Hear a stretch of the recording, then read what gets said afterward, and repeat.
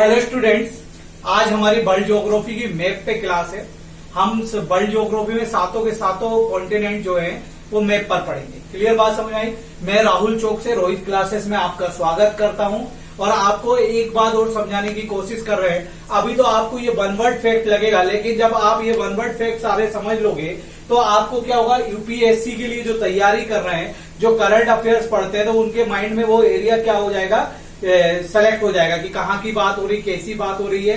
PSC में very very important है ये टॉपिक, यूपीएससी में बहुत इंपॉर्टेंट है, और आपके एमपीएसआई, कांस्टेबल, रेलवे, एसएससी सभी के लिए इंपॉर्टेंट है। आज हम बात करेंगे महाद्वीप की बात करेंगे, कॉन्टिनेंट की बात करेंगे। तो कॉन्टिनेंट की बात करेंगे तो हमारे यहाँ कितने कॉन्टिनेंट है? 7।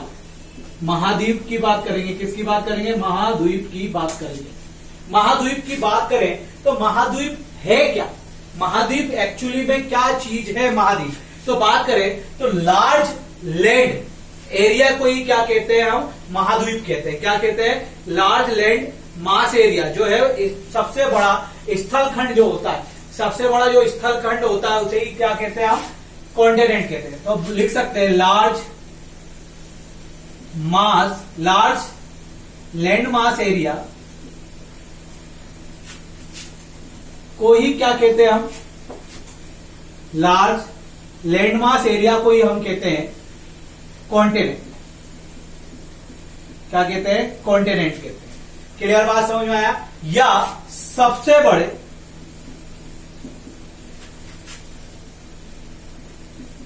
स्थल खंड को ही हम क्या कहते हैं? महाद्वीप कहते हैं। क्या कहते हैं? महाद्वीप कहते हैं। क्लियर बात समझ में आ गया? मैंने क्या बताया, आज हम वर्ल्ड ज्योग्राफी में कॉन्टिनेंट के बारे में बात कर रहे हैं।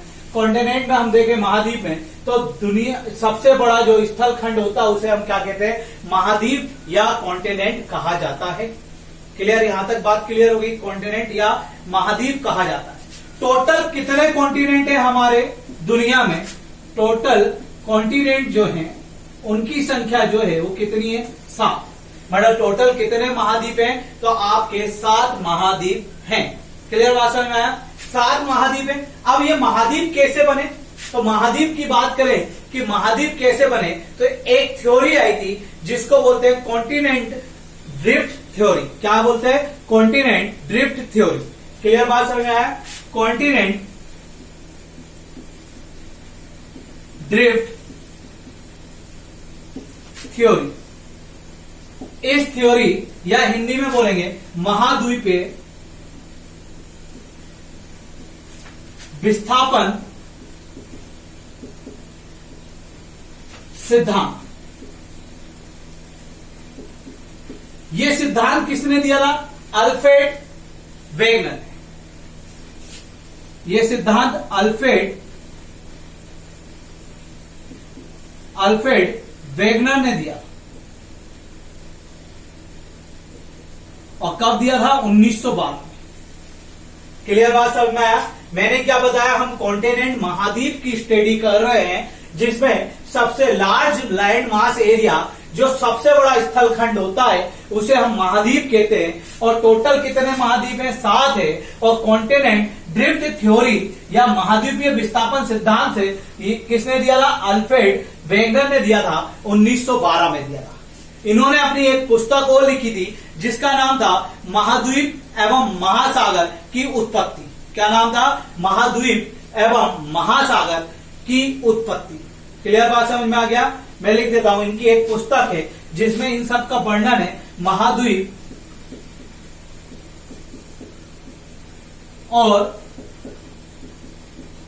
महासागर की उत्पत्ति। क्लियर बात समझ आया? एक इन्होंने बुक भी लिखी थी जिसका क्या नाम था? महाद्वीप और महासागर की उत्पत्ति, the origin of continent and ocean. क्या होगा? इसी को इंग्लिश में पुस्तक का नाम क्या होगा? The origin of continent and ocean. फिर बता रहे हैं हमने क्या पढ़ा, कॉन्टिनेंट महाद्वीप। महाद्वीप की बात करें तो हमारे सबसे बड़ा स्थल खंड को महाद्वीप कहते हैं। टोटल संख्या कितनी? 7। इसके लिए, इनकी उत्पत्ति के लिए एक थ्योरी दी थी, कॉन्टिनेंट ड्रिफ्ट थ्योरी या महाद्वीपीय विस्थापन सिद्धांत, जो किसने दी है? अल्फ्रेड वेगनर ने दी थी 1912 में। और इन्होंने एक पुस्तक भी लिखी थी, महाद्वीप और महासागर की उत्पत्ति, the origin of continent and ocean. आप नोट कर सकते हो, इसको नोट कर लीजिए, स्क्रीनशॉट लेना, स्क्रीनशॉट ले लीजिए। चल ठीक है, अब आगे बात करते हैं, इसको रफ करते हैं आगे। वेगनर ने इस थ्योरी में बताया, उनके स्टेटमेंट क्या क्या थे, उन्होंने क्या बताया? वेगनर ने बताया कि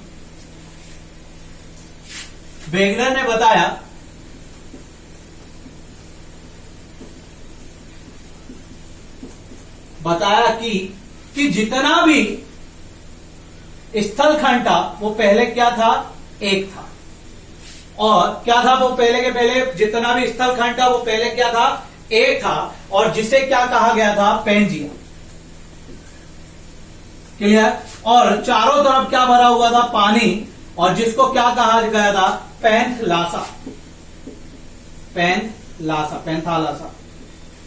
क्लियर बात समझ? पैंथालासा कहा गया था। क्लियर बात समझ में आई? क्या कहा गया था? पैंथालासा। पैंजिया को मैं हिंदी में भी लिख देता हूं, पैंजिया। और पैंथालासा को भी इंग्लिश में लिख देता हूं, पैंथालासा। क्लियर? तो वेगनर ने बताया कि जितनी भी स्थल खंड था वो पहले एक ही था, और एक ही था जिसको क्या कहा जाता था? पैंजिया कहा जाता था। और जो जितना भी पानी भरा हुआ था महासागर था, और महासागर के एरिया को क्या कहा जाता था? पैंथालासा कहा जाता था। क्या कहा जाता था? पैंथालासा। क्लियर? मतलब पूरे के पूरे महाद्वीप एक सुपर कॉन्टिनेंट के रूप में थे। मतलब पूरे के पूरे कॉन्टिनेंट कैसे थे? एक जॉइंट थे, जिन्हें कहा जाता था सुपर कॉन्टिनेंट कहा जाता था। क्लियर बात समझ में आ गया? तो मैं बता देता हूं कि पैंजिया क्या है, तो लैंड एरिया। पैंजिया क्या है भाई? पैंजिया जो है वो क्या है? Land area. और पैंथालासा क्या है? पैंथालासा आपका जो है वो है आपका, पैंथालासा जो है वाटर एरिया। क्लियर बात समझ आई? तो वेगनर ने बताया कि पहले जो जितने कॉन्टिनेंट है वो सारे के सारे एक ही जगह थे, जॉइंट है, जिन्हें कहा जाता था सुपर कॉन्टिनेंट कहा जाता था। और बाकी चारों तरफ क्या था? महासागर था, सी था, और उसे क्या कहा जाता था? पैंथालासा कहा जाता था। तो जो लैंड वाला एरिया था उसे क्या कहा गया? पैंजिया कहा गया। और जो महासागरीय एरिया उसे क्या कहा गया? पैंथालासा कहा गया। क्लियर बात समझ आया? इसके आगे के अपन देखते हैं। वेगनर ने बताया कि ये जो पैंजिया है, बाद में इसमें क्या हुआ? विस्थापन हुआ और ये टूट गया। क्या हुआ? विस्थापन हुआ और टूट गया। जब ये टूटा तो इसमें 3 प्रकार के बलों ने क्या किया? कार्य किया। क्लियर? जब ये टूटा तो इसमें 3 प्रकार के बलों ने क्या कार्य किया? महाद्वीपीय विस्थापन सिद्धांत में बताया गया कि जब हमारे पृथ्वी के स्थल खंड का विस्थापन हुआ तो इसमें 3 बलों का प्रभाव पड़ा। पहले की बात करें तो टाइडल फोर्स, दूसरे की बात करें तो ग्रेविटेशनल फोर्स,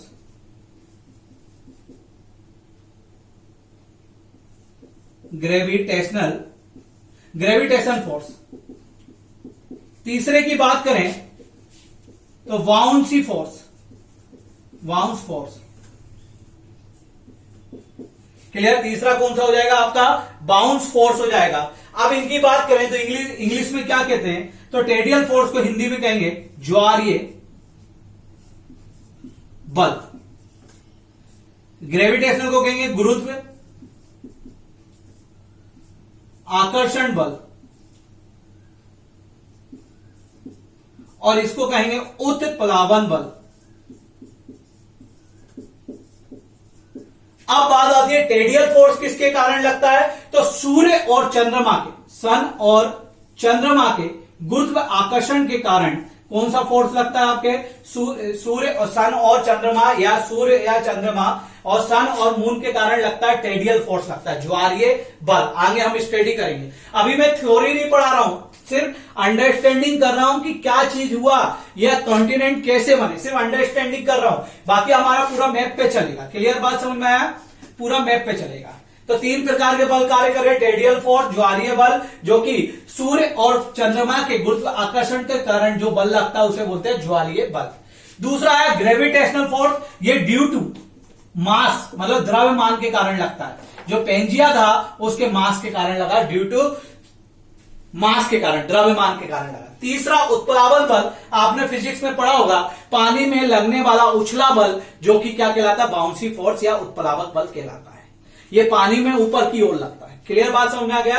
तो 3 बल कार्य करे किसमें, महाद्वीपीय विस्थापन सिद्धांत के अंतर्गत 3 बलों ने काम किया, ज्वारीय बल, गुरुत्वाकर्षण बल और उत्प्लावक बल। क्लियर बात समझ में आया? अब बात करते हैं कि ये पेंजिया 2 भागों में टूटा। अब ये इन तीनों बलों के कारण जो पेंजिया था वो कितने भागों में टूट गया, 2 भागों में। ठीक है, देख लेते हैं। पेंजिया जो था वो 2 भागों में टूट गया। तो पहला भाग जो ऊपर गया उसे कहा, पेंजिया जो था वो 2 भागों में टूट गया। एक तो ये मान लेते हैं और एक ये मान लेते हैं। 2 भागों में टूट गया। जो ऊपर वाला भाग था, जो ऊपर वाला भाग था उसे कहा गया अंगारा लैंड। अंगारा लैंड कहा गया, अंगारा लैंड कहा गया। क्लियर बात समझ? अंगारा लैंड। नीचे वाला जो भाग था उसे गोंडवाना लैंड कहा गया।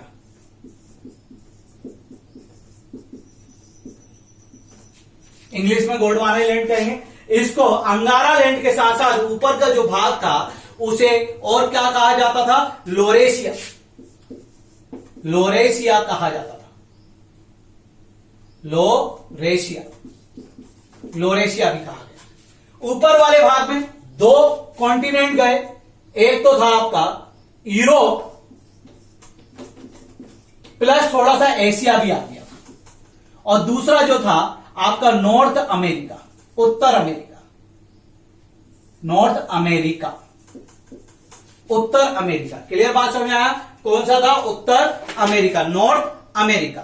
नीचे जो आए यहां पर सबसे पहले बात करें तो क्या आया, साउथ अमेरिका। साउथ अमेरिका मतलब दक्षिण अमेरिका। फिर इसके बाद आपके साउथ अमेरिका के बाद कौन आया, अफ्रीका। फिर आपका कौन आया अफ्रीका के बाद, चले तो ऑस्ट्रेलिया, और एक और क्या बच गया, अंटार्कटिका। तो 4 महाद्वीप कहां गए आपके, नीचे। एशिया यहां पर भी थोड़ा आता है और यहां पर भी थोड़ा आता है। क्लियर? और 2 कहां आ गए, गोंडवाना लैंड या अंगारा लैंड में आ गए। 2 कौन से, यूरोप और नॉर्थ अमेरिका, और थोड़ा सा एशिया और गोंडवाना, ये यहां से जुड़ा हुआ है। जब आप देखोगे तो यहां से जुड़ा हुआ लगभग लगेगा। और गोंडवाना लैंड में कौन कौन से आ गए, south America, Africa, Australia, Antarctica और एशिया। तो सर 2 ही हिस्से होने थे हमारे स्थलखंड के? नहीं बेटा, समय के हिसाब से समय समय पर विस्थापन अभी भी जारी है। अभी भी क्या हो रहा है, इसके अंतर्गत विस्थापन होता जा रहा है। इसी कारण से हमारा साउथ अमेरिका अलग टूट गया, अफ्रीका अलग टूट गया, ऑस्ट्रेलिया अलग टूट गया और अंटार्कटिका अलग टूट गया। और इनके बीच में क्या आ गए, महासागर, सागर आ गए। क्लियर बात समझ में आ गया, महासागर या सागर आ गए। क्लियर? अब आगे अगर हम बात करें तो एरिया के वाइज देखेंगे, हमारे 7 महाद्वीप में एरिया में सबसे बड़ा कौन सा महाद्वीप है। क्लियर? हटा देते हैं इसको, नोट करते चलना बेटा। बस अब मैप पे आने वाले हैं, 2 मिनट का और टॉपिक है, फिर मैप पे आ जाएंगे। एरिया में बात करें हम महाद्वीप की, एरिया में, क्षेत्रफल में, क्षेत्रफल में एरिया में बात करें तो सबसे बड़ा जो महाद्वीप है एरिया में वो आपका है एशिया। एशिया से छोटा जो है, एशिया से छोटा जो है वो है अफ्रीका। अफ्रीका के बाद कौन सा है, नॉर्थ अमेरिका। नॉर्थ अमेरिका के बाद साउथ अमेरिका। नॉर्थ अमेरिका के बाद क्या हो गया आपका, साउथ अमेरिका। इसके बाद आपका क्या हो जाएगा, अंटार्कटिका। फिर आपका क्या हो जाएगा, यूरोप। तो 1 2 3 4 5 6 और 7 क्या हो जाएगा, ऑस्ट्रेलिया। तो पहला आपका एरिया में सबसे बड़ा महाद्वीप एशिया है, दूसरा अफ्रीका है, तीसरा नॉर्थ अमेरिका है, चौथा साउथ अमेरिका है, अंटार्कटिका है, यूरोप है और ऑस्ट्रेलिया है। अगर हम पॉपुलेशन पे बात करें, पॉपुलेशन पर बात करें तो सबसे पहला आपका एशिया ही आएगा। सबसे पहला आपका क्या आएगा? एशिया। क्लियर बात समझ आया? सबसे पहला एशिया आएगा, फिर आपका अफ्रीका ही आएगा। यहां पे थोड़ा सा चेंज हो जाता है, यहां पे क्या आ जाएगा? यूरोप। यूरोप के बाद आएंगे नॉर्थ अमेरिका, फिर आएगा साउथ अमेरिका, फिर आएगा आपका ऑस्ट्रेलिया, फिर आएगा आपका ऑस्ट्रेलिया के बाद जो आएगा वो होगा अंटार्कटिका। बहुत ही कम लोग पहले तो रहते भी नहीं थे अंटार्कटिका में, लेकिन अब कुछ लोग निवास करने लगे। तो मैंने बताया एरिया में सबसे बड़ा कौन सा है? एशिया, दूसरा अफ्रीका, तीसरा नॉर्थ अमेरिका, चौथा साउथ अमेरिका, पांचवा अंटार्कटिका, छठा यूरोप और सातवां ऑस्ट्रेलिया। पॉपुलेशन में पहला एशिया, दूसरा अफ्रीका, तीसरा Europe, north America, south America, Australia और अंटार्कटिका। एरिया में सबसे बड़ा एशिया और सबसे छोटा ऑस्ट्रेलिया। पॉपुलेशन में सबसे बड़ा एशिया और सबसे छोटा अंटार्कटिका। क्लियर बात समझ में आया? अब इसके आगे हम बात करते हैं कि कौन कॉन्टिनेंट, टॉपिक डालते हैं कौन सा कॉन्टिनेंट पढ़ेंगे हम? North America. कौन सा पढ़ेंगे? North America. हेडिंग बनाते हैं। हमारा जो महाद्वीप रहेगा वो कौन सा रहेगा? North America. अब नॉर्थ अमेरिका महाद्वीप को हम स्टडी करेंगे। नॉर्थ अमेरिका में ऊपर से भी रफ कर देता हूं। North America, north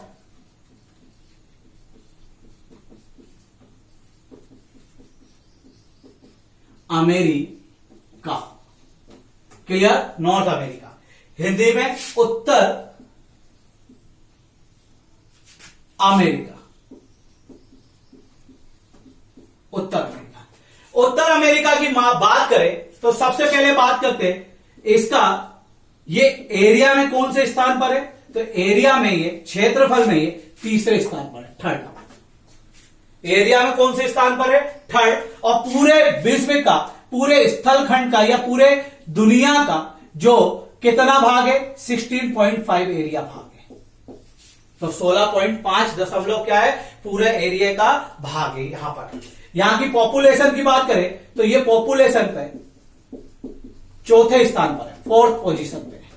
clear? और यहां पर पूरी दुनिया की कितना परसेंट पॉपुलेशन रहती है? 7.5%।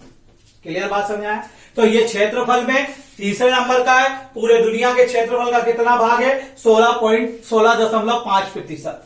और पॉपुलेशन में ये चौथे नंबर पे है। और पूरे दुनिया का कितना पॉपुलेशन है यहां पर? 7.5%। यहां पे देशों की कुल संख्या 23 है। टोटल कंट्री कितनी है? टोटल कंट्री कई जगह पर अलग अलग दिखाई देता है ना? टोटल कंट्री कितनी है? 23 है। क्लियर? 23 है। टोटल कंट्री कितनी है? 23। दूसरी बात, यहां पर कोई भी लैंडलॉक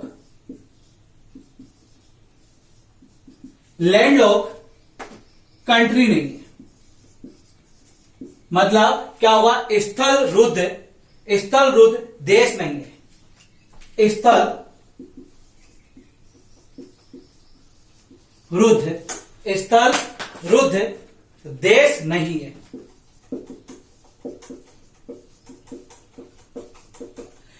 लैंडलॉक का मतलब क्या होता है? ऐसा कोई भी देश नहीं है जिसकी सीमा महासागर से ना लगती हो। क्लियर? महासागर से ना लगती हो, कोई खाड़ी से ना लगती हो। मतलब यहां के सारे देश क्या है? लैंडलॉक कोई भी देश नहीं है। मतलब यहां पर सारे देशों की सीमा या तो महासागर से लगती है, या तो सागर से लगती है, या तो आपके किससे लगती है? सागर के साथ साथ किससे लगती है? आपके खाड़ियों से लगती है। क्लियर? यहां पर कोई भी लैंडलॉक देश नहीं है। तो मैंने बताया नॉर्थ अमेरिका की बात करें, ये एरिया में तीसरा है और कुल दुनिया का 16.5% एरिया है। पॉपुलेशन की बात करें तो ये चौथे स्थान पर है और कुल पूरी दुनिया की पॉपुलेशन का 7.5% यहीं पर निवास करती है। फिर बात करें कितनी कंट्रियां? टोटल 23 कंट्रियां हैं। चौथा पॉइंट करें, यहां पर कोई भी स्थल रुद्ध देश नहीं है। मतलब यहां पर ऐसा कोई भी देश नहीं है जो स्थल बंद हो, मतलब चारों तरफ से स्थल से सीमा बनी हो। क्लियर बात समझ आया? महासागर से जुड़ा हुआ है कोई, या तो ओशियन से जुड़ा हुआ है, या तो सी से जुड़ा हुआ है, या तो बे से जुड़ा हुआ है। मतलब खाड़ी से, महासागर से या सागर से इसकी सीमा सारे देशों की बनती है कहीं ना कहीं पर। ठीक है, इसके आगे हम बात करें, इसकी खोज जो की थी वो कोलंबस ने की थी। इसकी खोज कोलंबस ने की थी, कोलंबस ने की थी। उत्तर अमेरिका महाद्वीप की खोज जो की थी कोलंबस ने की थी। कोलंबस ने 1492 में अमेरिका की खोज की थी। जब 1492 में इन्होंने खोज की, ये निकले तो थे पुर्तगाल से। कहां से आए थे ये? पुर्तगाल से आए थे। पुर्तगाल से निकले तो थे इंडिया की खोज में, लेकिन पहुंच कहां गए? अमेरिका। और जब अमेरिकनों को इन्होंने देखा तो इन्होंने कहा कि ये रेड इंडियन है। क्या कहा? Red Indian. इसीलिए रेड इंडियन जनजाति भी आपकी कहां रहती है? नॉर्थ अमेरिका महाद्वीप पर रहती है। क्लियर बात समझ में आया? कोलंबस कहां के थे? पुर्तगाल के थे। इन्होंने अमेरिका की खोज कब की? 1492 में की। और इन्होंने जब वहां पर गए तो उन्होंने वहां के नागरिकों को क्या कहा? रेड इंडियन कहा। क्लियर? अमेरिका का नाम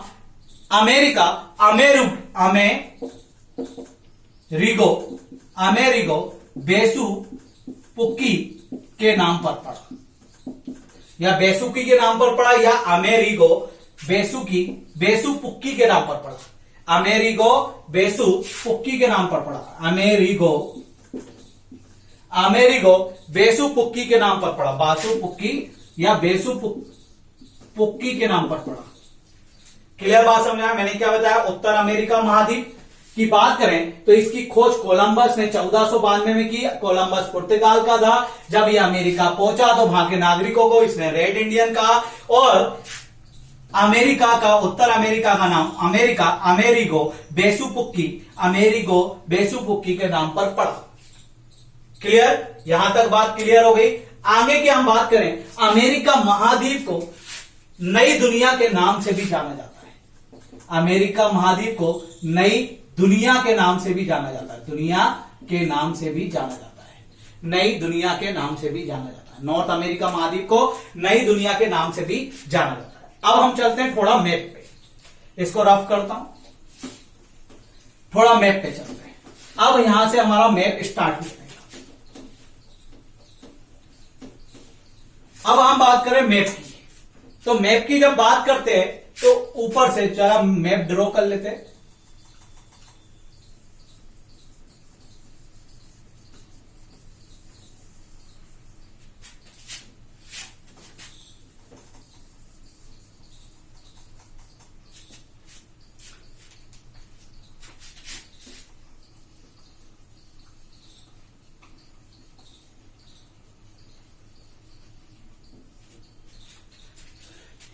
अमेरिका का हमारा कुछ इस प्रकार का मैप है। यहां पर आपका आ जाएगा ग्रीनलैंड, थोड़ा ऊपर है, मैंने यहां बना दिया। ठीक है, यहां पर आप आ जाएगा बैफिन की खाड़ी या बैफिन लैंड, बैफिन द्वीप। क्लियर? अब यहां से हम बात करते हैं तो ये है अलास्का। ये आपका रूस हो जाएगा इस साइड से मैप में। ये हो जाएगा आपका अलास्का। अलास्का पहले रूस का भाग था।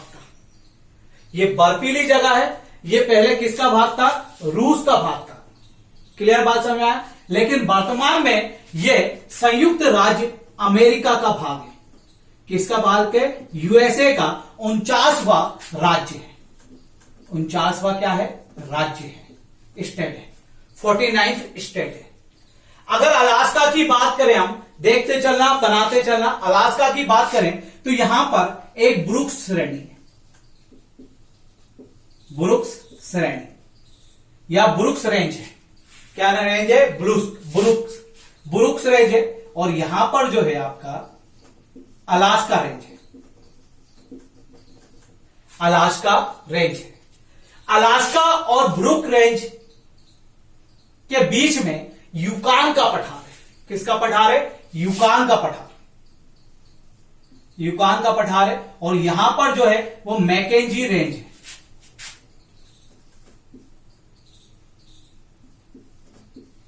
मैकेंजी श्रेणी है। क्या है? मैकेंजी श्रेणी। मैकेंजी श्रेणी से एक नदी निकलती है जिसका नाम है यूकान, और जो कि कहां जाके गिर जाती है? आपके बेरिंग सागर में जाकर गिर जाती है। क्लियर बात समझ आया?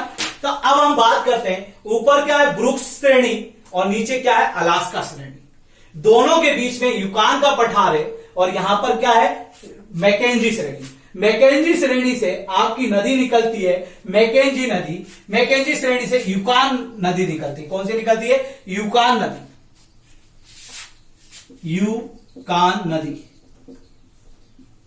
यूकान नदी निकलती है मैकेंजी श्रेणी से, यूकान रिवर निकलती है, तो वो क्या करती है, इस यूकान के पठार को काट कर कहां जाके गिरती है, महासागर में जाकर गिरती है। यहीं पर एक सक्रिय ज्वालामुखी है। सक्रिय ज्वालामुखी मतलब सबसे ज्यादा टेम्परेचर, उस सक्रिय ज्वालामुखी के कारण ही यहां पर क्या होता है, सबसे ज्यादा टेम्परेचर होता है। क्लियर, एक सक्रिय ज्वालामुखी है तो यहां पर टेम्परेचर बहुत होता है। जब यूकान नदी यहां से गुजरती है तो यहां पर क्या होता है, धुआं निकलता है, मतलब धुआं ऊपर की ओर जाता है। इसीलिए ये 10,000 धुआरों की घाटी भी कहलाती है। क्या कहलाती है, 10,000 धुआरों की घाटी कहां पर है, अलास्का में।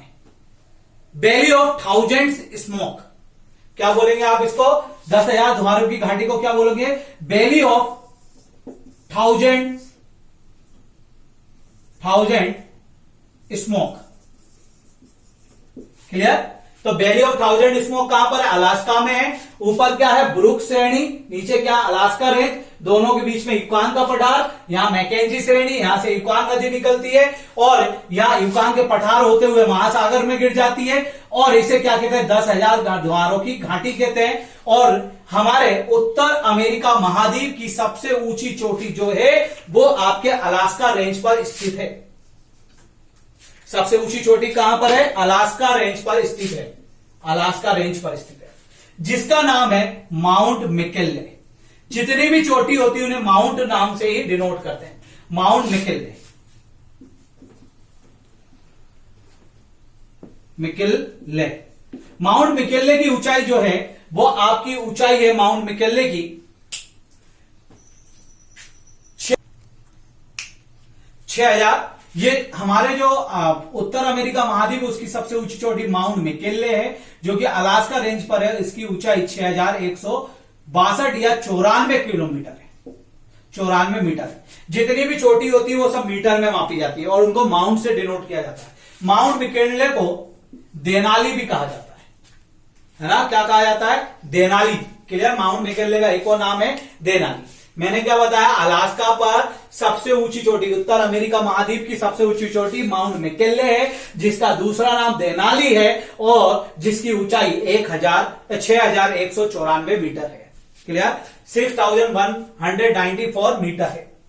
अब थोड़ा आगे चलते हैं और इसको रफ करते हैं। यहीं से एक रेंज आती है जिसे बोलते हैं हम कोस्ट रेंज, तटीय श्रेणी, कोस्ट रेंज, कोस्ट रेंज।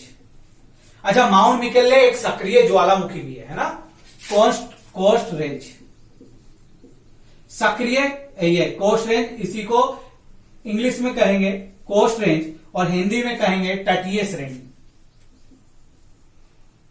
तटीय श्रेणी।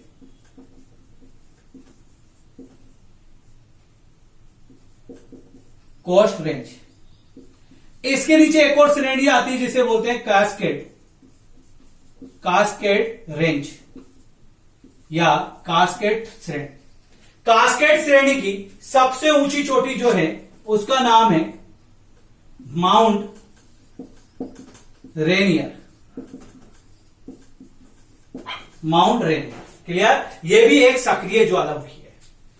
इसके नीचे चलेंगे तो हमें मिलेगा सियारा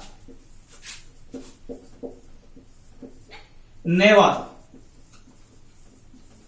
सियारा नेवादा की सबसे ऊंची चोटी है माउंट बेटेने, बेटने क्या है, माउंट बेटेने। क्लियर बात समझ में आया, माउंट बेटेने। क्लियर बात समझ में आया, माउंट बेटेने। इसके थोड़े और नीचे चलेंगे, इसके नीचे बाद में चलेंगे। पहले क्या पढ़ा हमने, यहां से कोस्ट रेंज, दूसरा कास्केड रेंज, कास्केड रेंज की सबसे ऊंची चोटी माउंट रेनियर, फिर सियारा नेवादा, इसकी सबसे ऊंची चोटी माउंट बेटेने। आगे चलते हैं, यहां से एक पर्वत चालू होता है, और कनाडा से चालू होकर वो मैक्सिको तक जाता है, जिसका नाम है रॉकीज पर्वत। इसको मैं रफ कर रहा हूं, जिसका नाम क्या है? रॉकीज पर्वत, रॉकीज रेंज या रॉकीज माउंटेन, रॉकीज माउंटेन पर्वत। इसकी सबसे ऊंची चोटी है माउंट एल्बर्ट। इसकी सबसे ऊंची चोटी क्या है? Mount Elbert.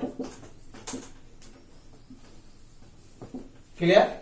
Mount Elbert. इसकी सबसे ऊंची चोटी क्या है? Mount Elbert. रॉकीज पर्वत की सबसे ऊंची चोटी है माउंट एल्बर्ट। इसके आगे हम बात करें, अब धीरे धीरे इनके बीच आने वाले अंतः पर्वतीय पठार। अब यहां पर एक पठार पड़ता है, किस किस के बीच में? कोस्ट रेंज और रॉकीज पर्वत के बीच में। कोस्ट रेंज और रॉकीज पर्वत के बीच में एक पठार पड़ता है जिसका नाम है ब्रिटिश कोलंबिया। जिसका नाम क्या है? British Columbia. British Columbia, Columbia, British Columbia. British Columbia में एक खान है।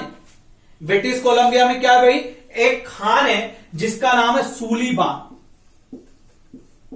सुलीवान खान। सुलीवान खान दुनिया की सबसे बड़ी सीसा और जस्ता, सीसा और जस्ते की खान है।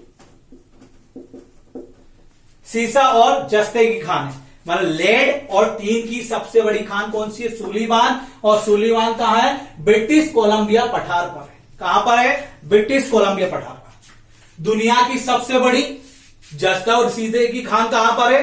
ब्रिटिश कोलंबिया पठार पर सुलीवान है।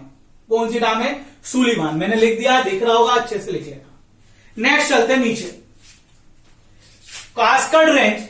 ये देखिए, ये तटीय श्रेणी और रॉकीज पर्वत के बीच में ब्रिटिश कोलंबिया था। मतलब ये कैसा पठार है?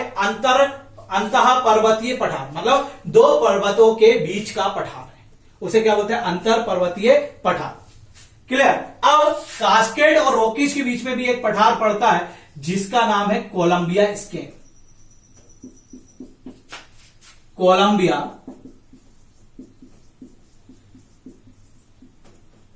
स्केन, कोलंबिया स्केन पठार। कोलंबिया स्केन पठार से एक नदी निकलती है जिसका नाम है कोलंबिया। कोलंबिया नदी। कोलंबिया नदी पर एक बांध है जिसका नाम है ग्रांड कुली बांध। फिर से बताना है, कोस्ट रेंज और रॉकीज पर्वत है जो कि जहां पर सुलीवान दुनिया की सबसे बड़ी सीसा और जस्ते की खान है। फिर हमने पढ़ा कास्केड रेंज और रॉकीज पर्वत के बीच में एक और पठार है जिसका नाम है British Columbia. British Columbia, sorry, Columbia स्केन। क्या नाम है? कोलंबिया स्केन। कोलंबिया स्केन से कोलंबिया नदी निकलती है जो कि कहां जाके गिरती है? आपके प्रशांत महासागर में। क्लियर? एक चीज और क्लियर कर देते हैं, हमारा जो उत्तर अमेरिका महाद्वीप है उसके यहां इस साइड पैसिफिक ओशियन है।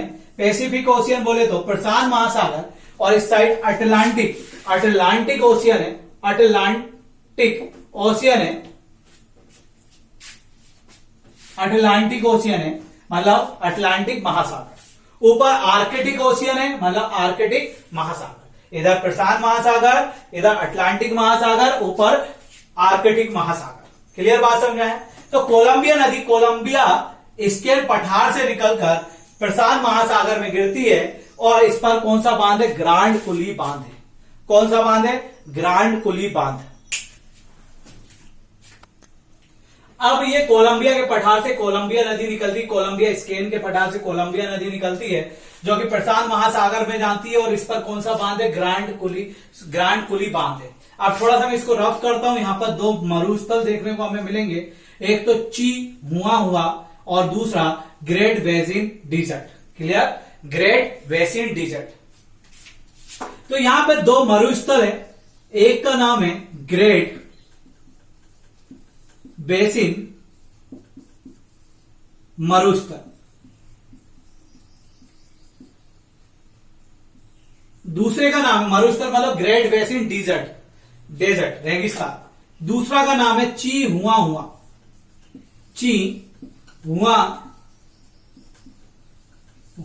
मरुस्थल, ची हुआ मरुस्थल मिलेगा।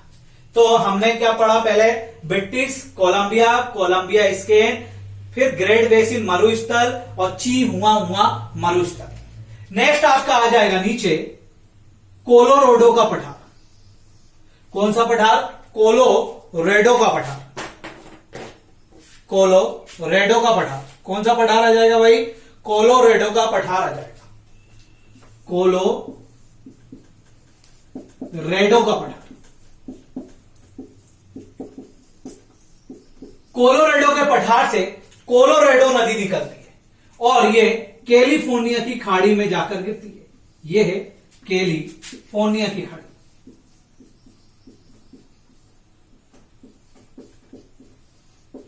कैलिफोर्निया की खाड़ी बोले तो बे भी बोल सकते हैं, गल्फ भी बोल सकते हैं। क्लियर? Bay of California. क्या होता है खाड़ी? मैं बता देता हूं। खाड़ी वो चीज होती है जब कोई समुद्री जल तीन ओर से जमीन से घिरा हो, उसे क्या बोलते हैं? खाड़ी। यहां पे ये समुद्री जल यहां पर भरा हुआ है, गल्फ बोलते हैं, या बे ऑफ कैलिफोर्निया या गल्फ ऑफ कैलिफोर्निया बोलेंगे। ये पानी भरा हुआ है और तीनों ओर से किससे घिरा हुआ है? जमीन से। तो ये क्या हो जाएगा? गल्फ या खाड़ी हो जाएगी। कोलोराडो के पठार से कोलोराडो नदी निकलती है और कैलिफोर्निया की खाड़ी में गिरती है, और कैलिफोर्निया की खाड़ी जो है वो प्रशांत महासागर में है, क्योंकि ये पूरा का पूरा प्रशांत महासागर है। ये कोलोराडो नदी क्या करती है? कोलोराडो नदी जो करती है, क्या करती है भाई कोलोराडो नदी? कोलोराडो नदी की बात करें तो ये क्या बनाती है? ग्रांड कैनियन बनाती है। ग्रांड कैनियन जैसे ये पर्वत है, कोई नदी होगी तो वो ऐसे काट के जाएगी, छोटे कैनियन बनाती है। क्लियर? लेकिन ये क्या करती है? गहरा काट के, चौड़ा काट के नदी बहती है। पर्वत को चौड़ा काटती, मतलब लंबा काटती चाहा, उसको बोलते हैं ग्रांड कैनियन। तो ये ग्रांड कैनियन का निर्माण करती है। मैंने बताया कोलोराडो के पठार से कोलोराडो नदी निकलती है और कोलोराडो नदी ग्रांड कैनियन का निर्माण करती है, और ये कोलंबिया की खाड़ी में जाके गिरती है। कहां गिरती है? कोलंबिया की खाड़ी में जाके गिरती है। क्लियर बात समझ में आ गया? इस पर हुबर बांध है। कौन सा बांध है? हुबर बांध है। इस कोलोराडो नदी पर हुबर बांध है। कोलोराडो नदी पर क्या है? हुबर बांध। आप देखते रहिए वीडियो, 2 या 3 इसके वीडियो बनेंगे नॉर्थ अमेरिका के। पूरे पर्वत, पठार, नदियां, हवाएं, जलधाराएं और जल संधि और स्थल संधि, सारी चीज में मैप पे कंप्लीट करवा दूंगा। ठीक है? देखते रहिए। आगे चलते हैं मैक्सिको। यहां पर क्या है? 2 और पर्वत श्रेणियां, खंड पर्वत, मतलब भ्रंश पर्वत। अगली क्लास में बताऊंगा भ्रंश पर्वत क्या होते हैं। जब को भ्रंश पर्वत क्या होते हैं? ये सारे के सारे कैसे पर्वत है? Fold mountain. कैसे पर्वत है? ये सारे के सारे फोल्ड माउंटेन। फोल्ड मतलब प्लेटो के पास आने पर जब प्लेटें पास आती है तो यहां की जमीन क्या हो जाती है? फोल्ड, और एक पर्वत का निर्माण हो जाता है। क्लियर? और ये भ्रंश पर्वत क्या होते हैं? जब प्लेटें खिसकती हैं। जैसे ये पर्वत है, ये एक पठार है, इसके 2 हिस्से ऊपर खड़े हो जाएंगे तो ये भ्रंश पर्वत, ये पर्वत और ये भ्रंश घाटी कहलाएगी। वैसे यहां पर 2 पर्वत है, एक तो सियारा माद्रे ओरिएंटल, मैं रफ कर रहा हूं यहां से, सियारा माद्रे ओरिएंटल और ऑक्सीडेंटल, 2 पर्वत है यहां पर। नोट करते चलिए, अच्छे से कॉपी में बनाइए, मेरे पास स्पेस कम है। यहां 2 पर्वत है, एक तो है सियारा, इंग्लिश में भी सियारा माद्रे ही बोलेंगे, Madre, Sierra Madre, Sierra Madre occidental,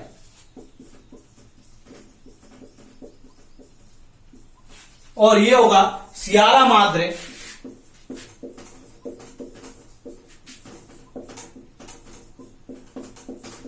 oriental.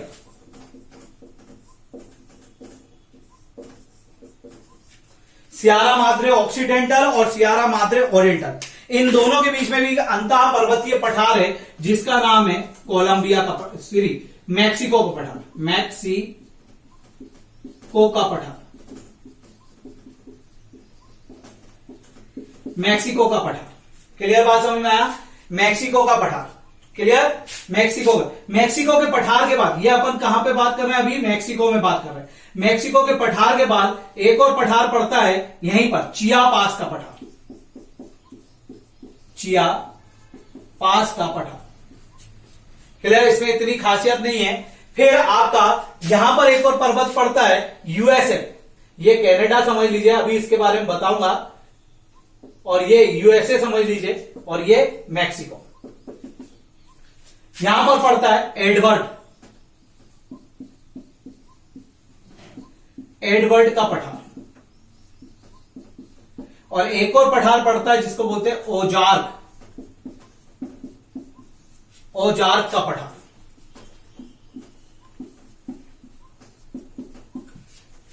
तो मैं रिवाइज करवा देता हूं आपको। पहला अपन ने यहां पढ़ा ब्रिटिश कोलंबिया, फिर कोलंबिया स्केर, ग्रेट बेसिन, चिहुआहुआ, कोलोराडो, फिर आपका मैक्सिको का पठार के इधर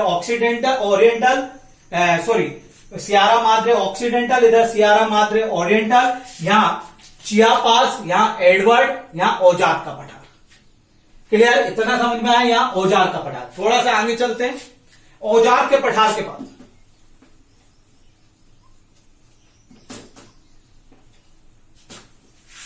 मैं यहां से रफ कर रहा हूं, नोट कर ही लिया होगा आपने, ठीक है। जो ऑफलाइन में मुझसे पढ़े हुए हैं वो भी इसको वीडियो को अच्छे से देखें, इसमें बहुत सारे पॉइंट मैंने ऐड कर दिए हैं। अब यहां बात करें, एक पड़ता है अपलेशियन पर्वत से। Clear, Appalachian. क्लियर, ये रोकीज के बारे में अभी मैं बताऊंगा। रोकीज क्या है? उत्तर अमेरिका महाद्वीप की सबसे लंबी श्रेणी, सबसे लंबा पर्वत है। इसकी कम से कम 4800 किलोमीटर के लगभग लंबाई है। इसकी सबसे ऊंची चोटी माउंट एडवर्ड में बता चुका हूं। यहां जाइए अपलेशियन पर्वत, या अपलेशियन पर्वत श्रेणी।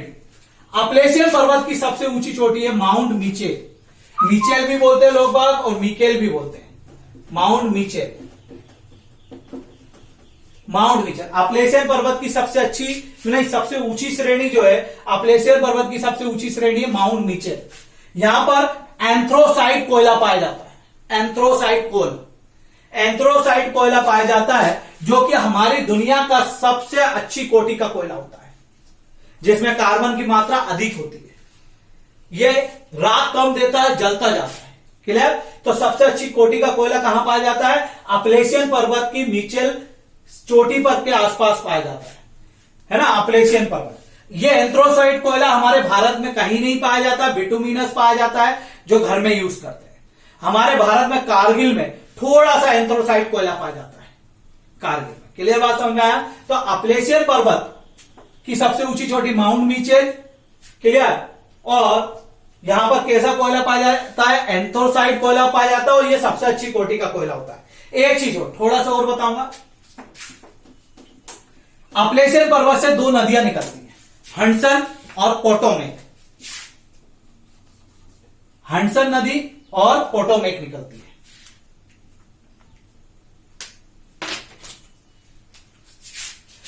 हडसन और पोटोमेक। हडसन नदी पर न्यूयॉर्क बसा है। हडसन नदी पर एक लोन द्वीप है। कैसा है? लोन द्वीप। लोन द्वीप भी पूछ सकता है, या हडसन नदी। हडसन नदी पर क्या बसा है? न्यूयॉर्क। क्लियर, न्यूयॉर्क की बात करें तो न्यूयॉर्क गगनचुंबी इमारतों का शहर, गगनचुंबी इमारतों का शहर है। न्यूयॉर्क क्या है? गगनचुंबी इमारतों का शहर है, और हडसन नदी पर है, और लोन द्वीप पर है। लोन द्वीप पर है, लोंग भी बोलते हैं, और लोंग द्वीप पर है। पोटोमेक नदी पर वॉशिंगटन डीसी बसा है। वॉशिंगटन डीसी बसा है। वॉशिंगटन डीसी की बात करें तो यहां पर दो हेडक्वार्टर है। एक तो वर्ल्ड बैंक का हेडक्वार्टर है,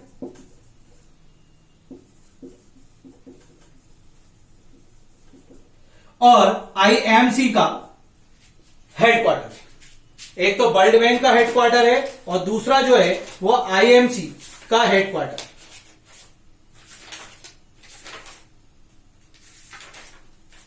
वर्ल्ड बैंक का हेडक्वार्टर है और दूसरा क्या है, आईएमसी का हेडक्वार्टर है, आईएमएफ का हेडक्वार्टर है। वर्ल्ड बैंक का हेडक्वार्टर है और एक आईएमएफ का हेडक्वार्टर, इंटरनेशनल मॉनिटरिंग फंड का हेडक्वार्टर है। तो आपसे पूछा जाए अप्लेशियन के ऊपर से कौन सी नदी हडसन कहां जाके गिरती है, लॉन द्वीप पे, और कौन सी सिटी इस पर है, तो न्यूयॉर्क अमेरिका की वित्तीय राजधानी है। फिर अप्लेशियन के दूसरे साइड से निकलती है पोटोमेक, ये कहां जाके गिरती है, वॉशिंगटन डीसी में, और वॉशिंगटन डीसी पोटोमेक नदी का पर बसा हुआ है या चेसापी की खाड़ी पर बसा है।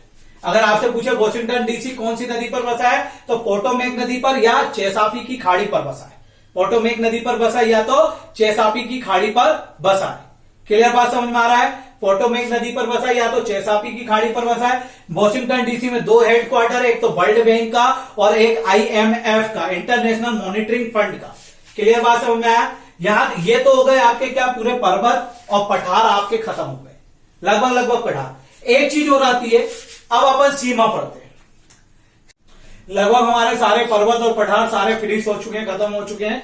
अब हमें पढ़ना है कि सीमाएं कौन बनाता है, कनाडा और यूएसए के बीच में ग्रेट कैनेडियंस क्या होता है, ग्रेट, और यहाँ पे आपकी डेविस जल संधि क्या है, हडसन जल संधि क्या है, बेरिंग जल संधि क्या है, आपका मोनो पैसेज क्या है, फिर आपका मोनो पैसेज वाइल्ड पास क्या है, ये सारी चीजें हमें, जलधारा कौन सी आती है ना, लैब्राडोर कौन सी है, उत्तर अटलांटिक प्रवाह, कनारी, ये सारी जलधाराएं, पूरी हवाएं, चीनूक, सीनूक, नात्री, है ना, ये पूरी जनजातियां यहाँ की, जैसे इग्लो जनजाति रहती है आपके अलास्का में, ये सारी चीजें अब हम नेक्स्ट वीडियो में पढ़ेंगे।